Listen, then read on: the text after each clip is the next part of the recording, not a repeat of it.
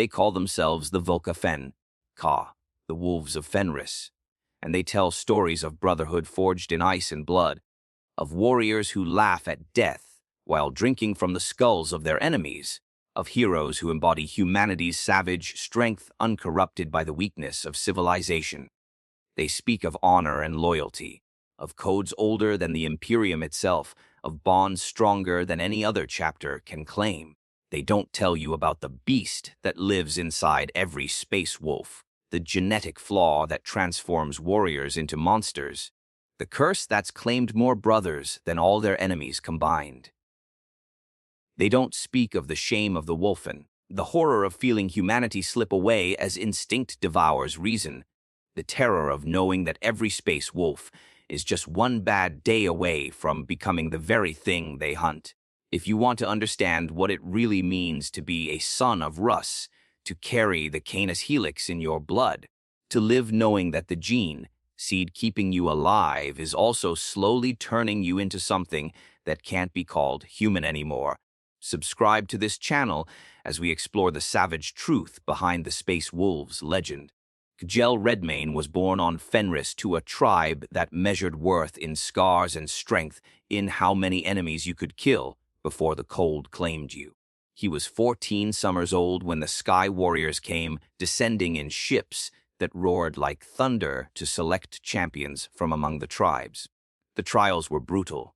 Of 300 aspirants gathered from a dozen tribes, only 37 survived the initial culling. KJELL watched boys he'd fought beside die from exposure during the mountain crossing, saw warriors who'd survived countless battles fall to the predators that hunted Fenris's frozen wastes, witnessed champions collapse from exhaustion when their enhanced metabolism couldn't sustain them through tests designed to break anyone merely human.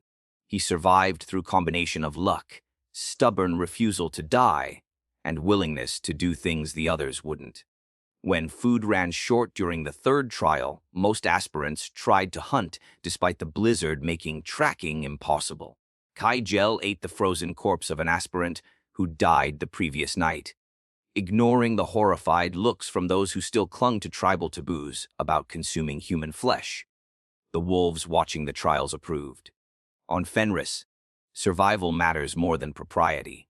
The strong do what's necessary, the weak die with their principles intact. The implantation process began after KJELL reached the Fang, the Space Wolves' fortress, monastery carved into the mountains of Asaheim.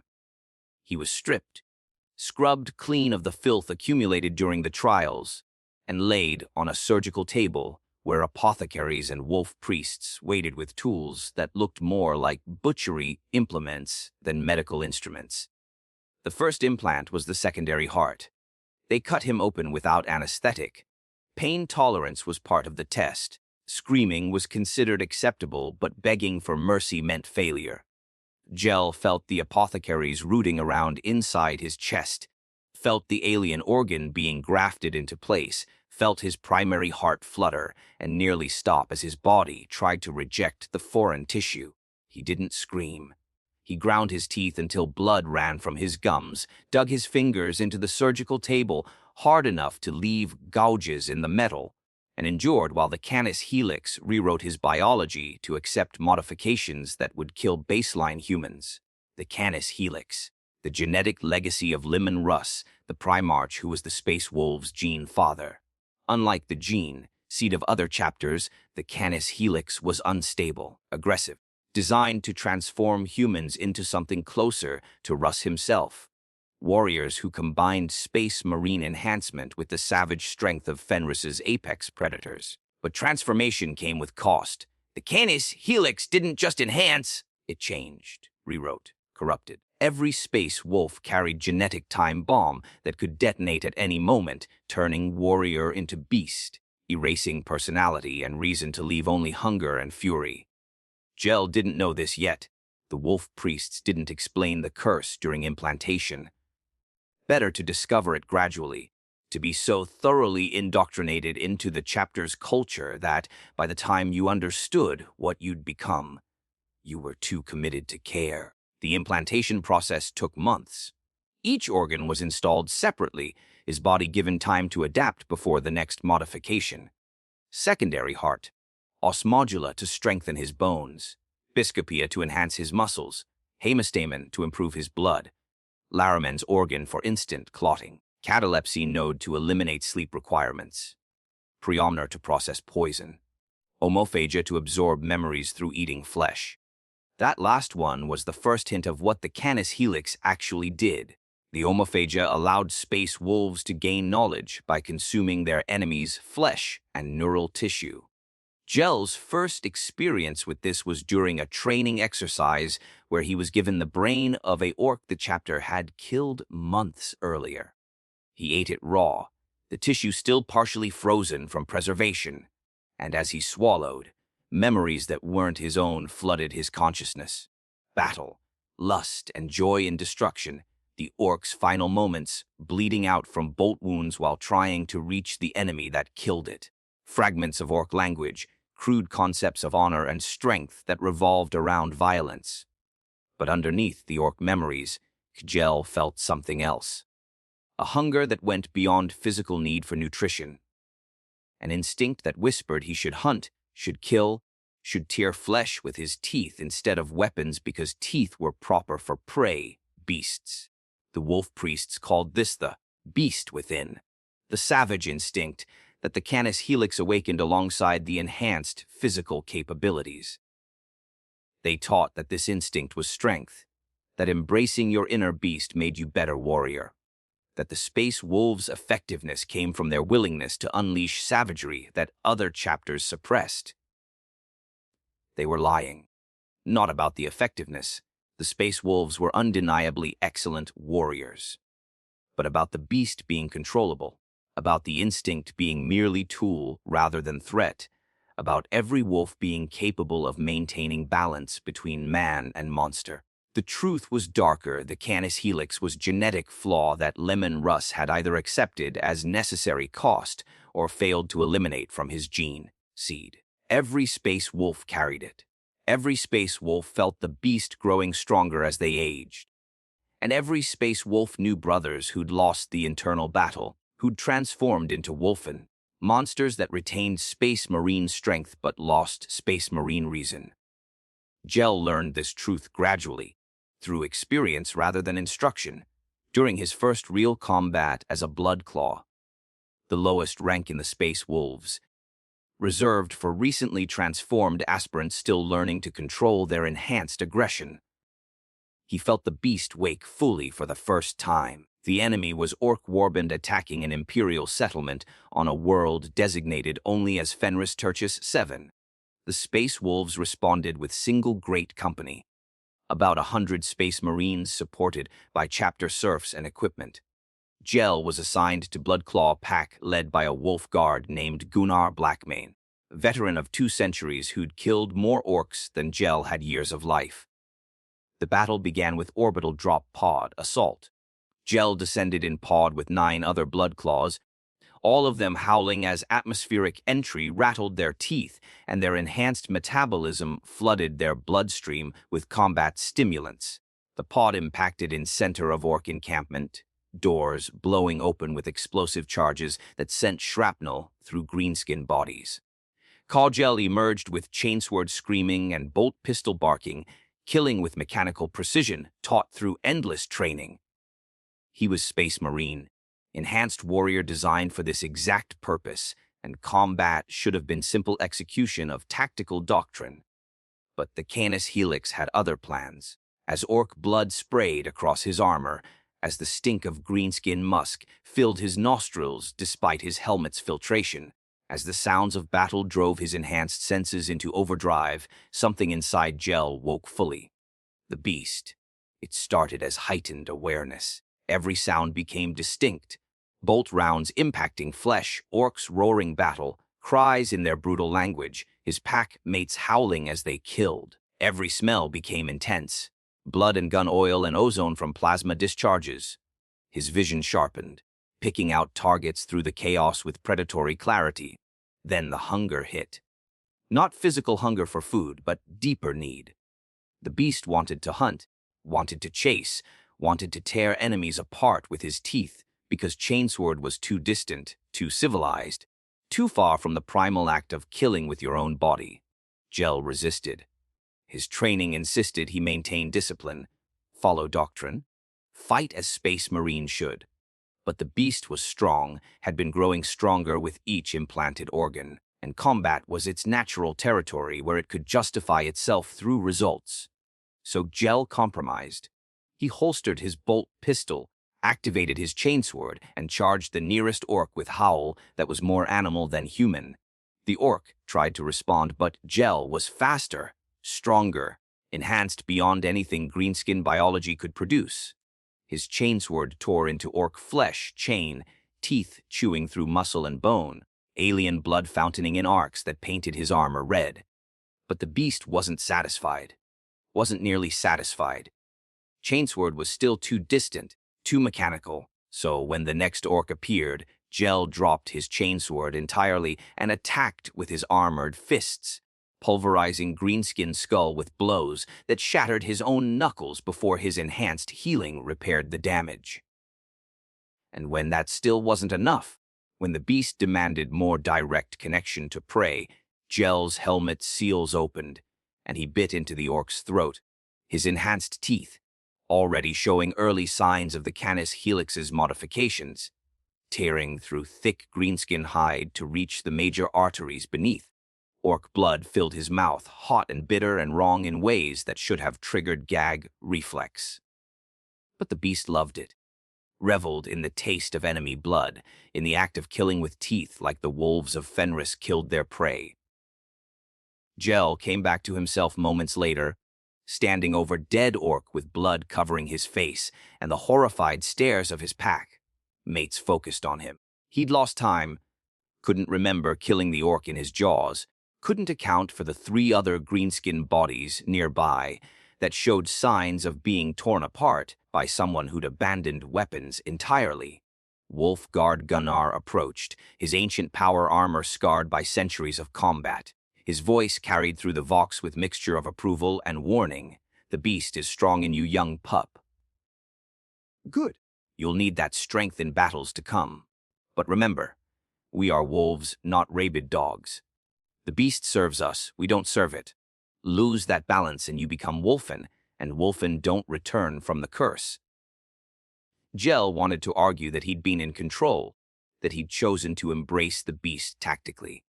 But the lost time said otherwise, and the expression on Gunnar's scarred face suggested the veteran had seen this pattern before in young blood claws, who thought they could ride the edge between man and monster without eventually falling to one side.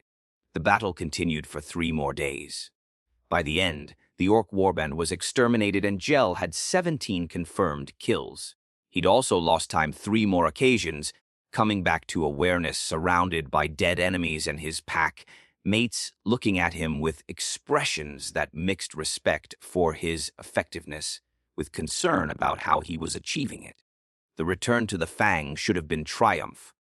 The great company had won decisively, casualties were minimal, and the blood claws had proven themselves in their first real combat. Instead, KJELL was summoned before Wolf Priest Ulrik the Slayer, one of the chapter's most ancient and revered warriors, keeper of its traditions and genetic legacy. Ulrik's chamber was carved from living rock in the depths of the Fang, illuminated by torches that cast dancing shadows across walls decorated with wolf pelts and the skulls of worthy enemies. The wolf priest wore his armor even here, its surfaces covered with runes and purity seals accumulated over centuries of service. You felt the beast strongly during your first battle, Ulrik stated. Not question but observation, confirmation of what the reports had already told him. Yes, wolf priest. KJELL saw no point in denial. Good, that means the Canis Helix has taken hold properly, that you're becoming what Russ intended when he created our gene line. Ulrik paused, his ancient eyes studying KJELL with intensity that saw through armor and flesh to whatever lurked beneath. But intensity also means danger. The beast is gift and curse both. It makes us stronger than other chapters, more savage, more willing to do what others consider beneath space marine dignity. but it also makes us vulnerable to the very savagery we embrace. He gestured to a tapestry on the wall, ancient and faded, depicting wolves transforming into monsters under a crimson moon. The Wulfen. Brothers who lost themselves to the curse, who let the beast consume them entirely. They retain our strength and our enhanced physiology, but they lose everything that makes us sons of Russ. They become animals that wear space marine armor, creatures that must be led like hunting beasts, rather than warriors who fight with reason and purpose. Every great company has its Wulfen. We hide them from outsiders, especially from the Inquisition, who would declare us corrupted and demand our extermination if they knew the truth. But among ourselves, we acknowledge what they are, our brothers who fell to the curse we all carry, warnings of what awaits any of us who lose the internal battle. KJELL felt ice in his stomach despite his enhanced physiology.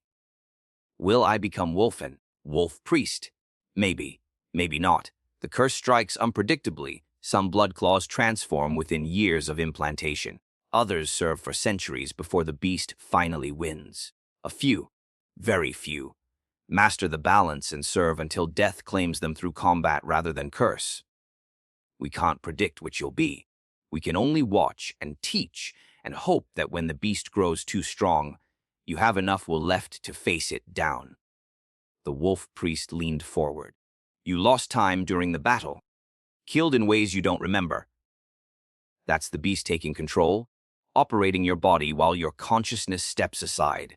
Every time that happens, it gets easier for the beast to push you aside again. Eventually, one day you'll step aside and never step back.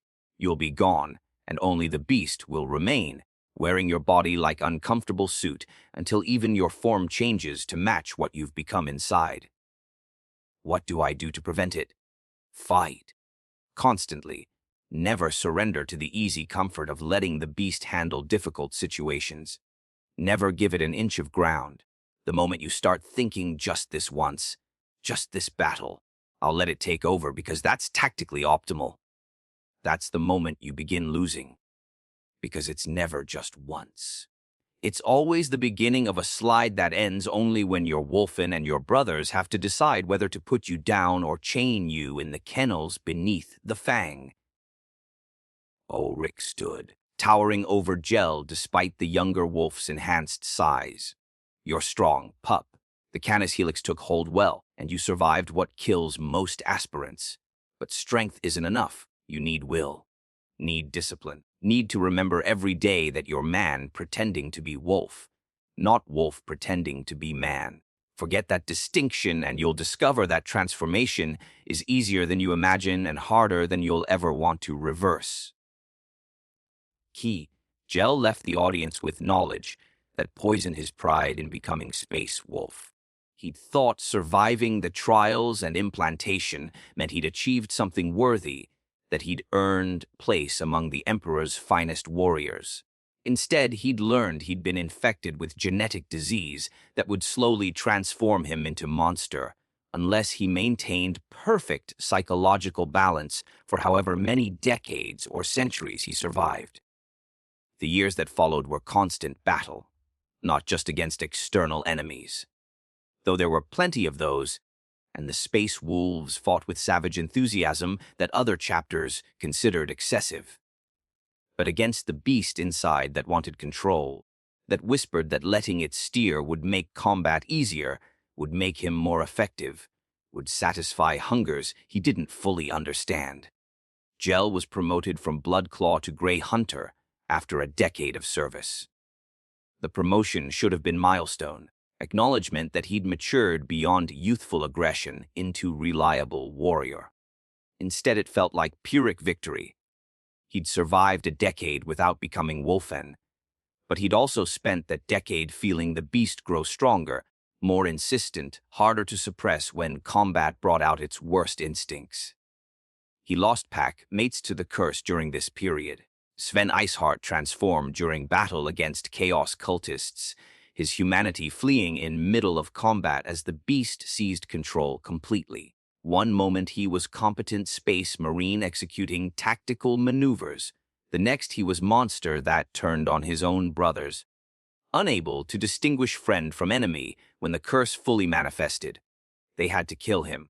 Wolfguard Gunnar personally put Siven down with power axe through the spine, weeping openly as he did it, because you mourned brothers, lost to curse even though you killed them yourself, because letting them live as Wulfen was worse than granting Emperor's peace through swift death. Except not all Wulfen were killed. Some were deemed controllable. Monsters who retained enough pack instinct to be directed by their former brothers, who could be led into battle like vicious hunting beasts and turned loose on enemies without killing their own side. These Wulfen were kept in kennels beneath the Fang, chained when not being deployed, their existence hidden from everyone outside the chapter. KJELL visited the kennels once. He immediately regretted it. The Wulfen lived in cells carved from rock, their enhanced strength making conventional restraints useless. They paced constantly, muscles that had grown even more massive than standard space, marine physiology moving beneath skin that had sprouted fur in patches, hands that had become claws scraping against stone walls that bore evidence of endless scratching. But worst were their faces. Some retained recognizable human features despite mutations. Others had been completely transformed, skulls elongating into muzzles, eyes reflecting light like animals, teeth growing into fangs designed for tearing flesh. And in those eyes, whether human-looking or bestial, KJELL saw recognition. The Wulfen knew they had been something else once. Knew they'd been space marines, brothers, warriors with names and personalities and purposes. They were trapped inside transformed bodies, awareness persisting even though humanity had fled, consciousness remaining just enough to understand what they'd lost. One Wulfen approached the bars of its cell, moving on all fours despite having form that should be bipedal. It looked at KJELL with eyes that still held hints of intelligence, made sounds that might have been attempts at words if its transformed vocal cords could shape human speech. The handler, a wolf guard who'd drawn the grim duty of maintaining the kennels, explained, "That's Ragnar Thunderfist." Was Ragnar Thunderfist. Been Wulfen for 40 years now, still knows his own name when you say it. Still recognizes brothers who served with him. Still tries to communicate even though the ability is gone. We use him in battle sometimes. Point him at enemies and he'll tear through them like Fenrisian wolf through prey. Herd. But after battle we have to cage him again. Have to treat him like dangerous animal rather than brother he used to be. KJELL forced himself to look at what Ragnar had become, to truly see the horror of transformation rather than looking away. Why not grant him Emperor's peace? End his suffering. Because he's still useful, still capable of killing enemies, even if he can't be trusted not to kill friends. The chapter needs every warrior it can field, even ones who aren't really warriors anymore. So we keep the Wulfen, use them, pretend we're honoring them by letting them continue serving even though service like this is cruelty wrapped in justification. The handler's tone was bitter. He'd probably lost packmates to the curse, probably had to capture and cage brothers he'd fought beside. You want to avoid ending up here, pup. Master the beast. Don't feed it. Don't let it convince you that losing control occasionally is acceptable. Because this is where that path leads. To cage in darkness, to existence as weapon that's deployed rather than warrior who fights with purpose. KJELL left the kennels horrified and determined. He would never fully win. The curse didn't work that way. But he could maintain the balance, could survive as warrior rather than beast. As long as he never stopped fighting, the years accumulated 70, 80, 980. Each one a victory against the curse, each one bringing him closer to whatever ending awaited. Transformation or death in battle or some combination where he held himself together just long enough to die before becoming Wulfen. He was promoted to Wolf Guard battle leader after 7 years of service, given command of full pack of gray hunters and responsibility for leading them into the most dangerous deployments. The promotion should have been honor. Instead, it felt like burden, He was responsible, now not just for his own struggle against the curse, but for guiding younger wolves through their own battles, for recognizing when brothers were losing control and making hard decisions about whether they could be saved or needed to be ended. He lost more packmates to the curse during this period, saw the signs he'd learned to recognize in himself appearing in warriors he'd fought beside for decades, had to make the call on whether to report them to wolf priests or give them chance to pull back from the edge like he had. Sometimes he guessed right. Sometimes he guessed wrong and had to watch his brother transform during battle, forcing him to kill someone he'd shared drink and laughter with just days before. The worst was Thorvald Ironside, Grey Hunter who'd served under KJELL for 20 years. Thorvald was competent warrior, reliable in combat, seemingly managing his internal battle well. Then, during fight against Tyranid's splinter fleet, something snapped. The Tyranids triggered response in Thorvald that KJELL should have anticipated but didn't. The aliens' predatory nature, their swarm tactics, their utterly inhuman mentality, all of it resonated with the beast in ways that normal enemies didn't. Thorvald went Wulfen in middle of combat, transformation happening so rapidly that KJELL barely had time to register what was occurring. One moment Thorvald was functioning space marine executing tactical maneuvers. The next he was monster that attacked nearest targets regardless of whether they were Tyranid or fellow space wolf. KJELL had to put him down personally, power axe through the chest, while Thorvald's mutated face showed confusion about why his pack leader was killing him when enemies were right there. KJELL reported the incident to Wolf Priest Ulrich, expecting censure for not identifying Thorvald's deteriorating condition earlier. Instead, Ulrich just nodded tiredly, adding another name to lists that had grown impossibly long over the centuries.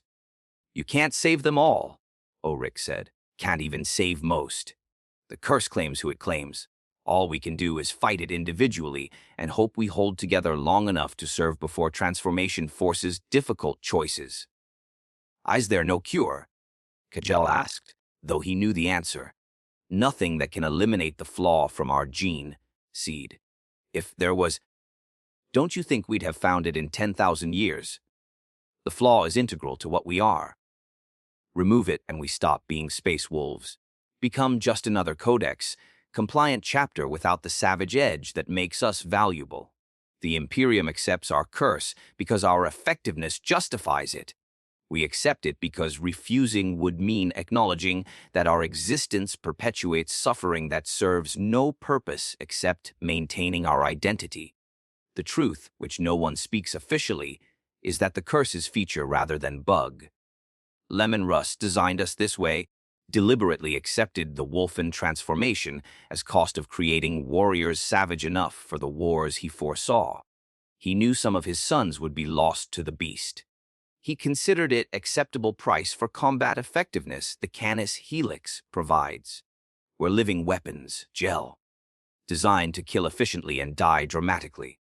The curse ensures we do both before getting old enough to question whether the killing is justified or whether the Imperium's wars serve purposes worth dying for. Transform or die young. Those are the only options for space wolves, and maybe that's intended. Maybe keeping us from achieving the wisdom that comes with age serves the Imperium's purposes by ensuring we remain savage weapons rather than aging warriors who might develop perspectives that don't align with Imperial doctrine. The cynicism in Ulrich's voice was shocking. Wolf priests were supposed to maintain faith, to provide spiritual guidance, to embody the chapter's values. Hearing one of the most revered wolf priests suggest that their curse might be deliberate design rather than tragic flaw challenged everything KJELL thought he understood about his chapter and his purpose. "You think Russ wanted us to become Wulfen?" "I think Russ wanted warriors who could match his own savagery, who could follow him into battles that would break other legions. The Wulfen were cost he accepted for creating such warriors. Whether he intended the flaw to be permanent or planned to eliminate it after the Great Crusade, we'll never know. He's been gone for 10,000 years.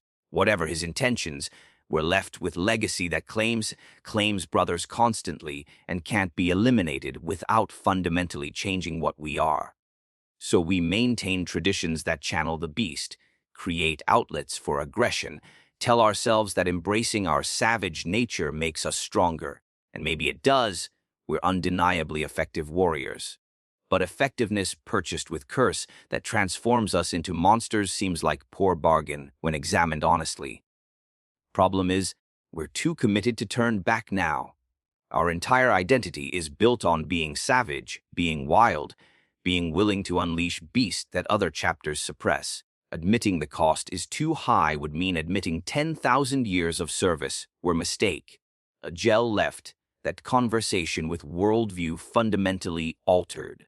He'd always assumed the chapter's leadership was working to eliminate the curse, that some solution would eventually be found.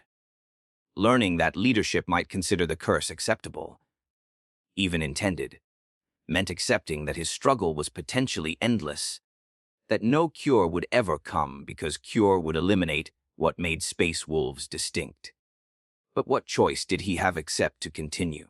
He was Space Wolf, had been one for nearly a century. His identity was inseparable from his chapter and its traditions. Abandoning it would mean abandoning everything he'd built, everyone he'd fought beside, all the purposes that had sustained him through decades of internal warfare. So he continued serving, continued fighting, continued filing his teeth and suppressing his instincts and maintaining balance between man and beast that grew harder every year.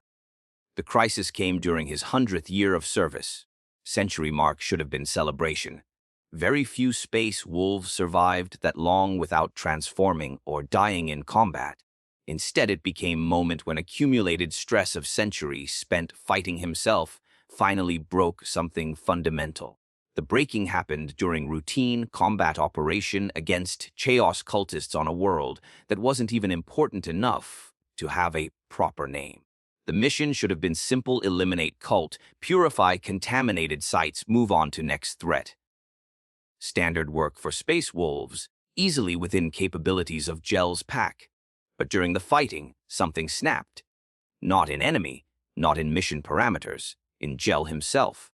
The century of constant control, constant suppression, constant fighting against his own nature finally exceeded what his will could maintain.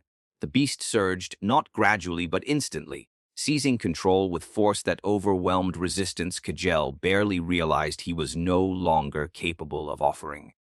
And this time, when consciousness fled, he didn't black out completely.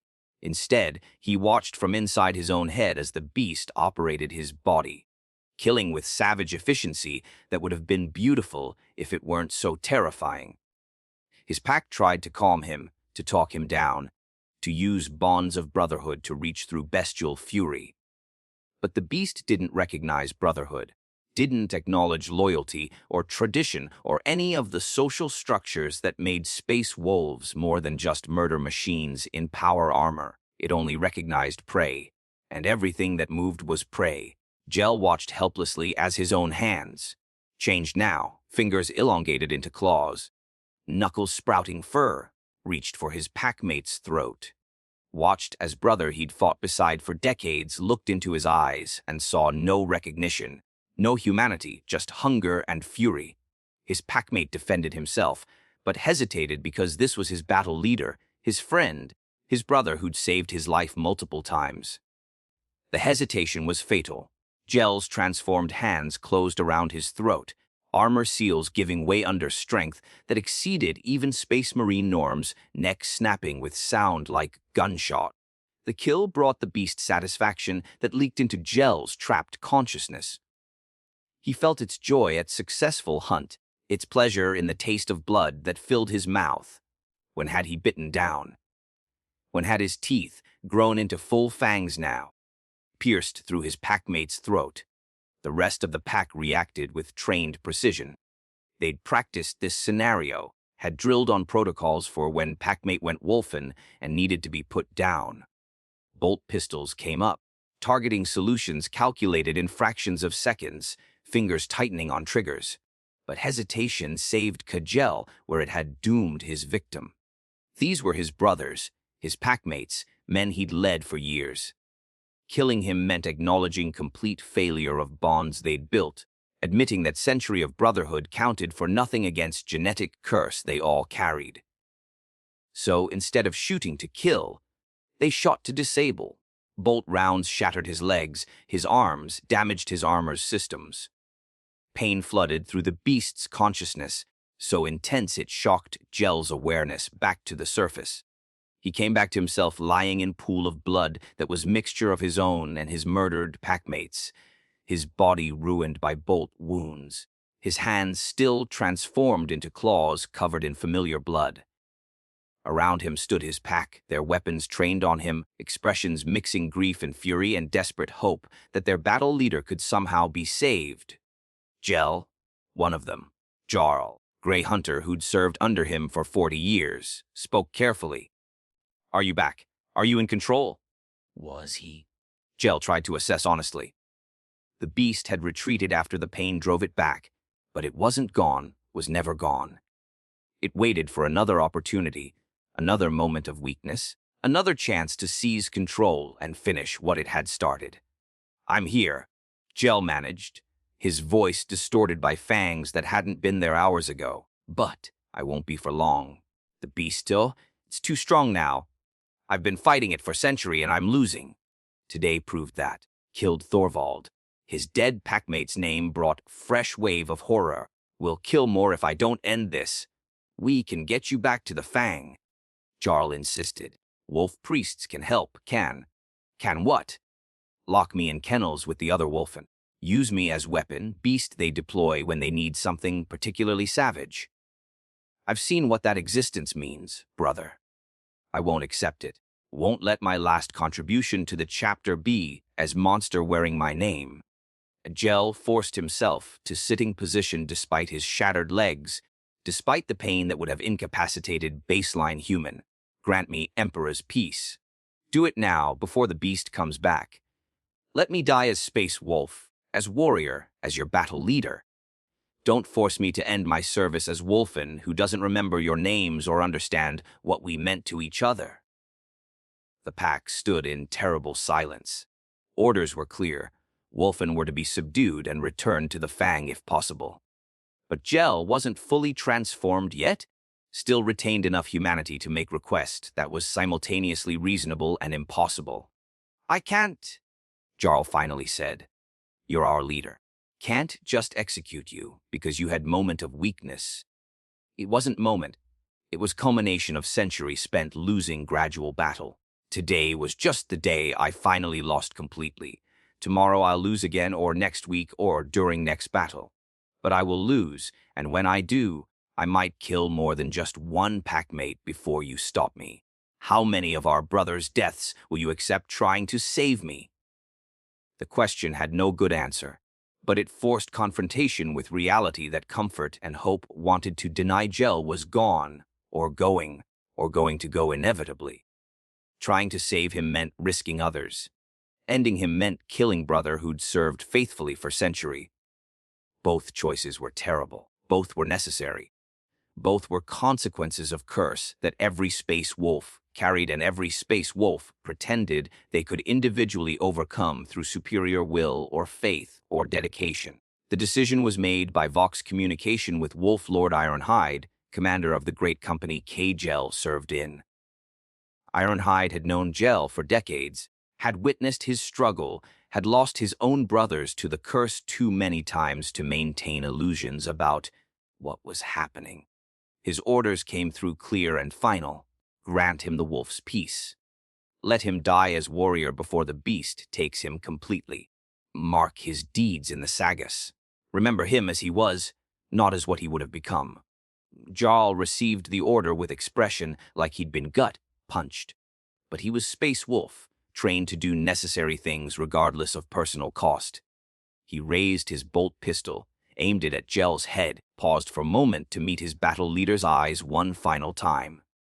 "Your service was worthy," Jarl said, voice thick with emotion no amount of space marine conditioning could eliminate.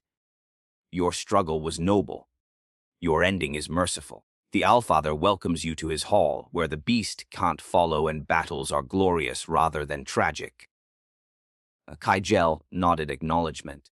He'd fought for centuries, had survived longer than most, had maintained humanity against curse that claimed brothers constantly. But in the end, the Canis Helix always won. The beast always claimed its due. Tell Ulrich I held out for 100 years, KJELL said. Tell him I killed the beast once for every year I kept it at bay. Tell him... He paused, unsure what final words should be. What did you say when facing death not from enemy, but from genetic disease built into your own body? What wisdom could you offer younger wolves who would face same ending, same choice between dying as warrior or existing as beast? Tell them the struggle is worth it, he finally said, even knowing you'll lose eventually, even knowing the ending is predetermined. Fighting the beast, maintaining your humanity against something designed to erase it, that's what makes us sons of Russ rather than just victims of his genetic legacy. We don't win the battle, but we fight it anyway for as long as we can, and that matters even when ending is inevitable. Jarl pulled the trigger.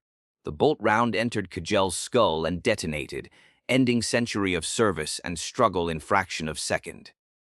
The beast died with him, its hunger finally satisfied by consuming the consciousness had been trying to claim for decades. The pack mourned as space wolves mourn, with silence during recovery of his body, with drinking and celebration during his funeral rites, with stories that emphasized his victories rather than his ending. They spoke of his 100 years of service, his countless kills, his leadership that saved lives and won battles. They didn't speak much about how he died, about the century-long struggle against curse that finally claimed him, about the packmate he killed when control finally failed, about the choice between dying as warrior or transforming into beast that had faced every space wolf throughout the chapter's 10,000-year history. Those details weren't comfortable, didn't fit the narrative of savage heroes who laughed at death and drank from enemy skulls, so they were omitted from official accounts, hidden in classified reports that only wolf priests and senior leadership saw, buried under comfortable fictions that let younger wolves believe they could avoid KJELL's fate through superior discipline or faith. But in kennels beneath the Fang, the Wulfen howled when KJELL died. They felt it somehow, pack bond that persisted despite transformation, brotherhood that transcended humanity's loss. They mourned brother who'd escaped the fate they suffered, who'd died before fully transforming, who'd been granted mercy they would never receive. And throughout the chapter, other space wolves who'd felt the beast growing stronger, who'd experienced the lost time and the growing hunger and the physical changes that preceded full transformation. They understood what KJELL's death meant, understood it was preview of their own endings, that everyone carrying Canis Helix faced same choice eventually between dying as warrior or existing as beast. The curse claimed them all, some quickly, some slowly, but inevitably. The question wasn't whether you'd transform or die fighting the beast. The question was only how long you could delay the ending, whether you'd maintain enough humanity to choose your death rather than having it forced on you. This is what serving as Space Wolf truly means. Not the glory and savage brotherhood the recruiting tales emphasize. Not the mighty victories and defeated enemies that fill the sagas. But the internal struggle that defines every day. The slow loss of humanity to genetic modification that makes you stronger while erasing what makes you human. The inevitable choice between death as warrior or existence as monster. The chapter maintains its identity through selective memory, emphasizes the victories while minimizing the costs, celebrates the savage nature while hiding the savage fate, tells aspirants they're joining brotherhood of heroes while not mentioning that every hero eventually faces choice between dying or transforming into thing that must be caged like dangerous animal. New aspirants arrive constantly. Fenris's tribes provide endless supply of warriors who dream of becoming sky warriors, of ascending to serve the Allfather. of achieving glory that will echo through generations. The trials kill most of them. The implantation process kills more. The first battles claim those who survived both, and for the few who persist, who survive decades or centuries of service, the curse waits patiently for a moment when accumulated stress finally exceeds their capacity to resist. Some recognize the pattern. Some understand what they're signing up for when they pursue selection. Most don't, are too young or too eager or too convinced of their own exceptionalism to believe they'll suffer the fate that claimed their predecessors. And the Space Wolves continue recruiting them anyway, continue telling tales of glory while hiding tales of horror, continue promising brotherhood while not mentioning that brotherhood often ends with mercy, killing brothers who transform, despite fighting desperately to maintain humanity. Because the Imperium needs its Space Wolves, needs warriors savage enough to fight without hesitation, expendable enough to deploy against worse threats, reliable enough to hold positions that other chapters would abandon. The curse that claims them is considered acceptable cost for effectiveness they provide. And the Space Wolves themselves. They accept the curse because refusing would mean admitting their entire identity is built on genetic flaw, that their savage pride is actually disease, that their brotherhood is ultimately doomed because everyone in it carries time bomb that will eventually detonate and force terrible choices. Better to embrace the beast, to celebrate the savagery, to tell themselves that transformation is failing rather than destiny.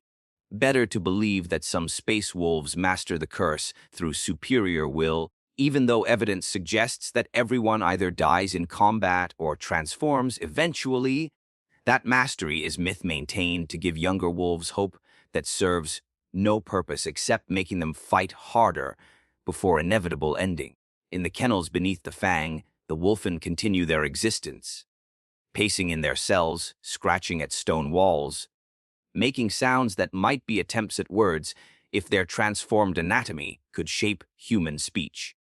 They retain enough awareness to understand what they've lost, enough memory to recognize brothers who visit, enough consciousness to suffer their fate while being unable to escape it. They're the truth the Space Wolves hide from outsiders and minimize among themselves. The proof that the curse is real and inevitable and transforms even the strongest warriors eventually. The warning that everyone carrying Canis Helix will face same ending if they survive long enough to reach it. And yet the chapter persists, continues recruiting, continues implanting aspirants with gene, seed that will eventually doom them, continues maintaining traditions that celebrate savagery while hiding the savage fate that celebrates guarantees. This is what it means to be Space Wolf, not the glory or brotherhood or savage pride the chapter projects, but the desperate struggle to maintain humanity against genetic modification designed to eliminate it. The slow transformation from warrior to beast, delayed but never prevented, the inevitable choice between dying before transformation or existing as monster afterward. The chapter calls this honorable, calls it the price of being sons of Russ, of carrying Primarch's legacy, of maintaining combat effectiveness that makes them valuable to Imperium desperate for reliable warriors. But from inside the struggle, from perspective of warrior feeling beast grow stronger daily, from experience of watching brothers transform or choosing death over transformation, it's not honor. It's curse-wearing honor's mask, necessary evil dressed as noble sacrifice. Genetic disease that the chapter refuses to acknowledge as disease because acknowledgement would require confronting whether their existence serves purposes worth the suffering they endure. KJELL Redmane fought for centuries, maintained humanity against impossible odds, chose death over transformation when resistance finally failed. His struggle was typical of every space wolf who survives long enough to face the beast's inevitable victory. His ending is what awaits them all, either death in combat before transformation or mercy, killing by brothers who understand what transformation means, or eventual existence in kennels as weapon, beasts that retain strength but lose everything that made them warriors rather than monsters. There is no fourth option, no cure that eliminates the curse, no method that prevents transformation indefinitely, just struggle that delays inevitable ending and choice about how that ending comes. This is the savage life of space wolves. Not savage in their combat effectiveness or their willingness to embrace brutal tactics, but savage in what their existence costs them, in the humanity they sacrifice to maintain identity built on genetic flaw, in the brothers they lose to curse that claims everyone eventually. And it continues, will continue, must continue as long as the Imperium requires space wolves, and space wolves maintain identity based on being savage warriors distinct from other chapters. The beast claims them all eventually.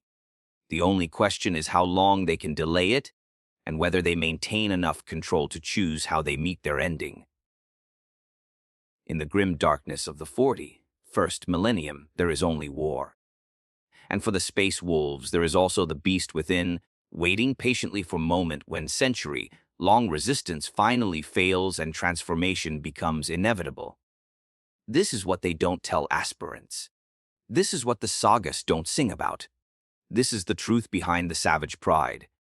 The space wolves are dying, all of them, slowly transformed by genes designed to make them stronger while erasing their humanity.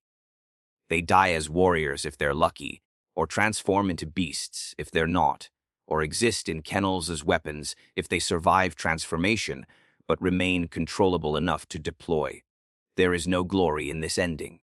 Just necessity that the chapter dresses as honor, because acknowledging the horror would mean confronting whether their existence is justified by the battles they win or condemned by the curse they perpetuate.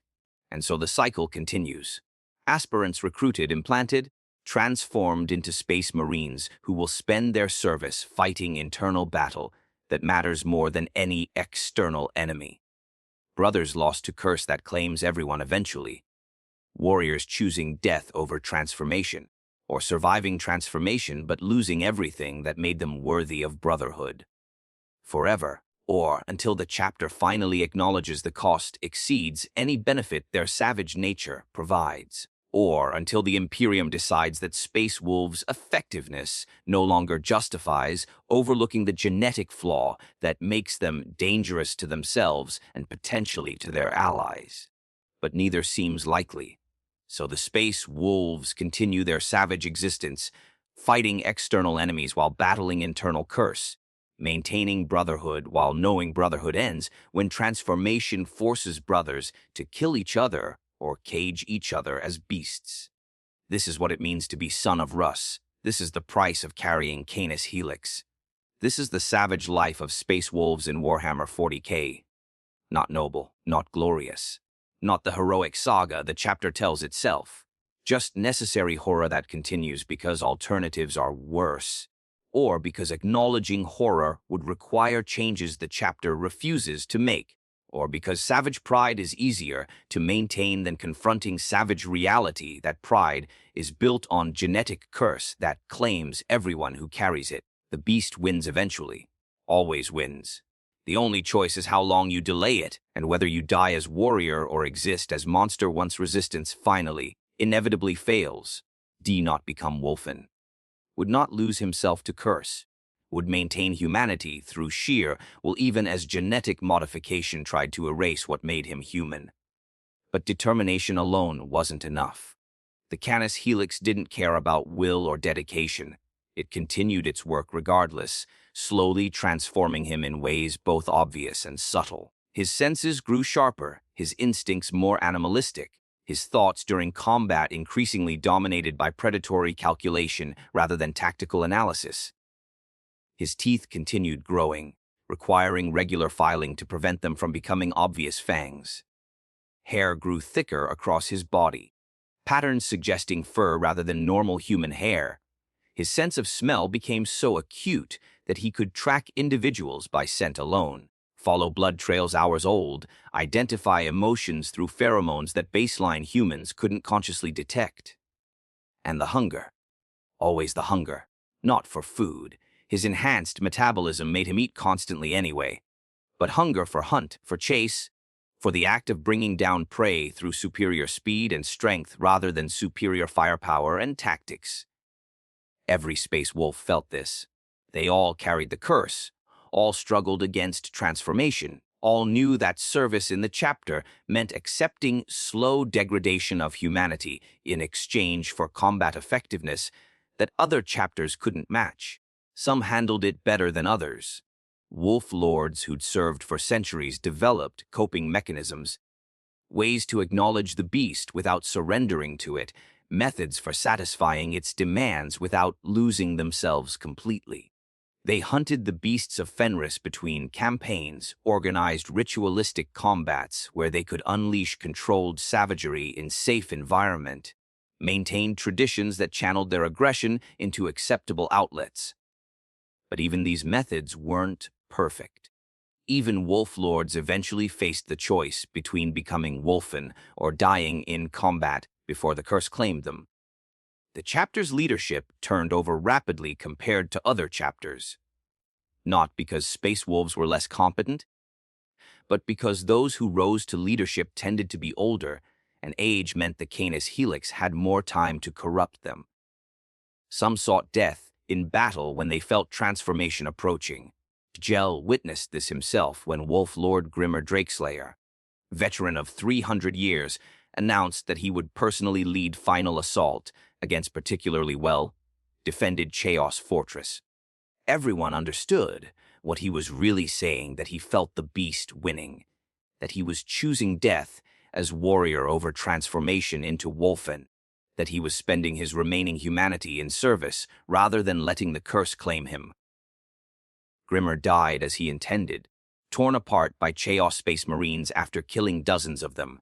His last words, transmitted over Vox before his armor systems failed. "Tell Ulrich I didn't let the beast win. Tell him I chose my own ending." The chapter mourned him with feasting and drinking and tales of his accomplishments. But privately, KJELL heard wolf priests discussing whether Grimmer had really chosen freely or whether the approaching transformation had driven him to seek death, whether avoiding the Wulfen curse through suicide, by combat was victory, or just different form of surrender. There were no good answers. There were never good answers when the question involved genetic disease that would eventually claim everyone who carried it, that made every space wolf into walking time bomb that could detonate at any moment and transform warrior into monster. KJELL served for 50 years as Grey Hunter, fighting on dozens of worlds, killing thousands of enemies, earning scars and commendations that should have made him proud. Instead, he felt primarily relief that he'd survived another decade without transforming, another year without losing time during combat, another day without waking to find himself in kennels beneath the Fang, because the beast had won while he slept. His teeth were filed twice monthly now, their growth rate having accelerated. His sense of smell had become so acute that he had to be careful in confined spaces because the stink of unwashed humans made him instinctively identify them as prey. His hands had developed early signs of transformation, fingers lengthening slightly, nails thickening into what would eventually become claws if the process continued. He was becoming Wulfen slowly, not through sudden transformation like Sven had experienced, but through gradual degradation that might take decades or centuries, but seemed inevitable regardless of his resistance.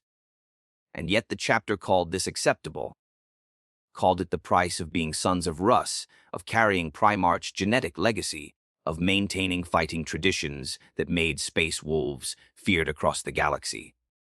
As long as transformation could be delayed, as long as warriors remained functional before the curse claimed them, the genetic flaw was considered acceptable cost for combat effectiveness it provided.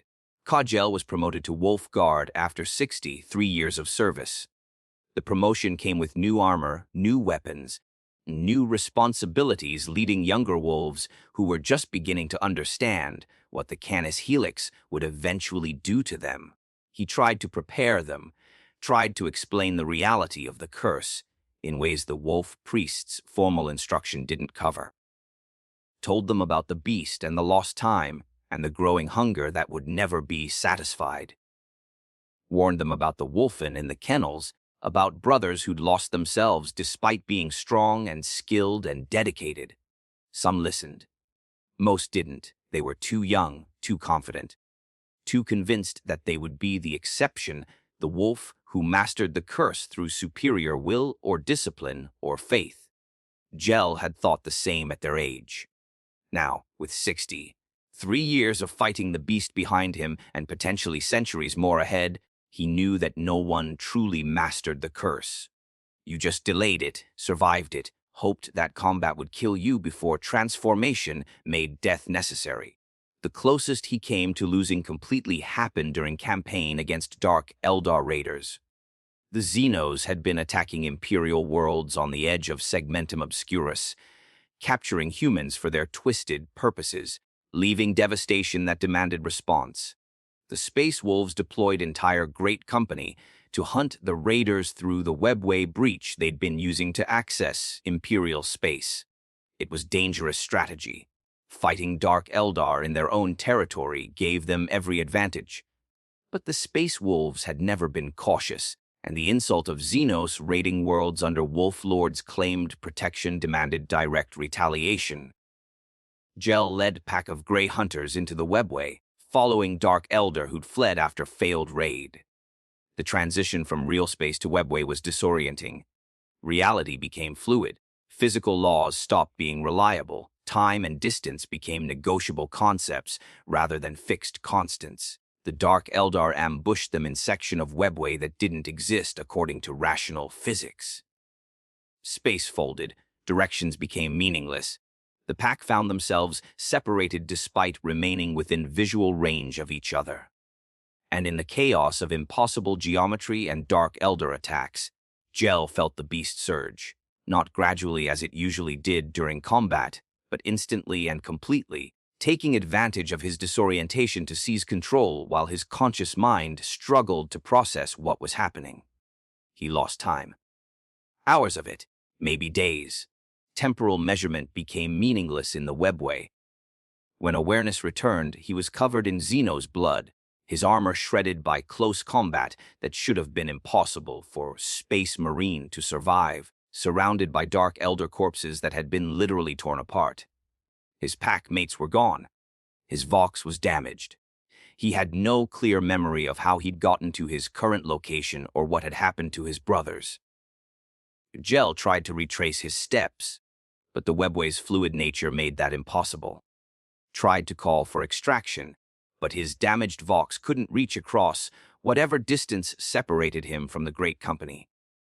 Tried to find his pack, but he had no clear sense of direction in realm where normal navigation didn't work. So he did the only thing possibly. He kept moving forward, hunting Dark Eldar wherever he found them, trusting that constant aggression would eventually lead him back to his brothers or at least to the webway breach where they'd entered. Days passed, maybe weeks.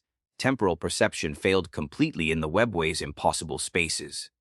KJELL existed in perpetual present, hunting and killing and pushing forward through realm that shouldn't exist according to any physical laws he understood. And through it all, the beast was ascendant, fully awake, fully in control, running his body while his consciousness observed from distance. He was passenger in his own flesh, watching through his own eyes while something else made decisions and executed actions. He killed Dark Eldar by the dozens, tore through their elegant armor with strength that seemed enhanced even beyond Space Marine norms, hunted them through the webway's twisted passages with predatory efficiency that terrified his prey more than disciplined Space Marine assault ever could. And he enjoyed it. That was the worst part.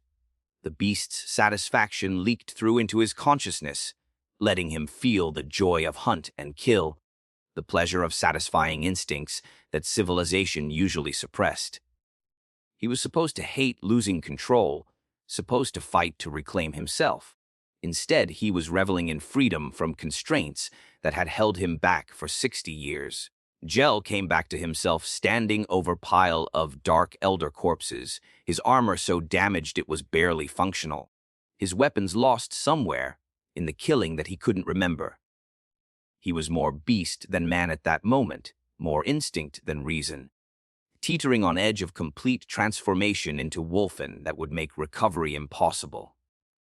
But something pulled him back.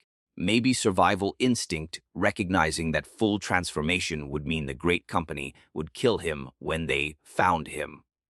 Maybe residual discipline from decades of training asserting itself. Maybe just luck that the beast chose that moment to retreat, satisfied with the carnage it had inflicted. KJELL collapsed, his enhanced body finally acknowledging the damage it had sustained. Cracked ribs, ruptured organs, massive blood loss from wounds he didn't remember receiving.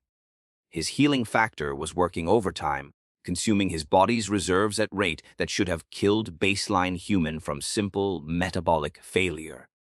He lay there for what felt like hours, drifting in and out of consciousness, wondering if this was how it would end.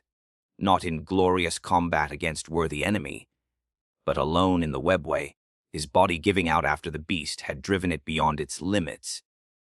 Recovery came through chance rather than planning. Scout patrol from the Great Company, searching for missing pack members, followed the trail of dark elder bodies to where KJELL had fallen. They found him in healing coma, his body unconsciously trying to repair itself, surrounded by evidence of slaughter that seemed impossible for single-space Marine to have achieved. They carried him back to the fleet, where apothecaries worked to repair damage that should have killed him. His pack mates had all survived. The Dark Eldar ambush had scattered, but not destroyed them. But they reported that KJELL had gone feral during the fighting, had attacked with savage disregard for his own safety, had killed with methods that suggested someone who'd forgotten he possessed weapons more sophisticated than teeth and claws. Wolf Priest Ulrich visited KJELL during his recovery, his ancient face grave with concern that went beyond simple worry about one space marine's health.